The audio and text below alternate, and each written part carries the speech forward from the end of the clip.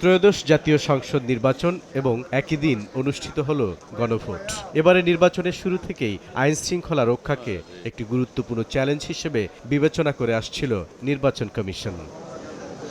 গত ১.৫ বছরে দেশের আইন শৃঙ্খলা পরিস্থিতি নিয়ে নানান সময় প্রশ্ন উঠেছে। এ সময় সারা দেশে মব ভায়োলেন্স, প্রকাশ্যে গুলি করে হত্যা, ছিনতাই, ডাকাতি ও ধর্ষণের মতো অসংখ্য ঘটনা ঘটেছে। নির্বাচনের পর কি দেশের আইন শৃঙ্খলা পরিস্থিতির উন্নতি হবে নাকি আগের মতোই থাকবে, এমন প্রশ্ন ছিল জনমনে। বিশ্লেষকরা বলছেন, নির্বাচিত সরকার এলে আইন শৃঙ্খলা পরিস্থিতির উন্নতি ঘটবে, তবে সেটি নির্ভর করবে কতগুলো বিষয়ের উপর। সরকারের নির্দেশে আইন শৃঙ্খলা বাহিনী কাজ করবে না।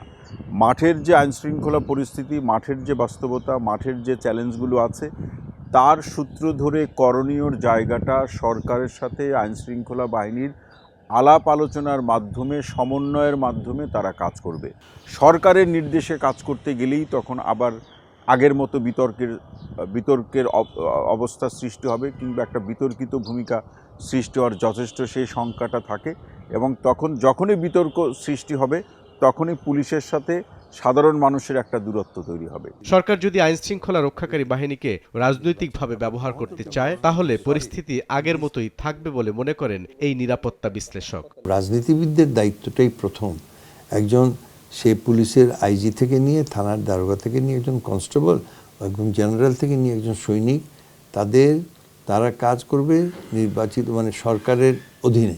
সরকার যদি তাদেরকে রাজনৈতিক উদ্দেশ্যে ব্যবহার করতে চায়, তাহলে সেখান থেকে বেরিয়ে আসা খুব কঠিন। নির্বাচিত সরকারের সদিচ্ছার উপর দেশের আইন শৃঙ্খলা পরিস্থিতি অনেকটাই নির্ভর করছে, এমন মত বিশ্লেষকদের। বুলবুল রেজা, সময় সংবাদ, ঢাকা। কাছে আসা সহজ হয়ে যায় যখন ফ্রেশ বেড থাকে 18 ঘন্টা পর্যন্ত। হাই।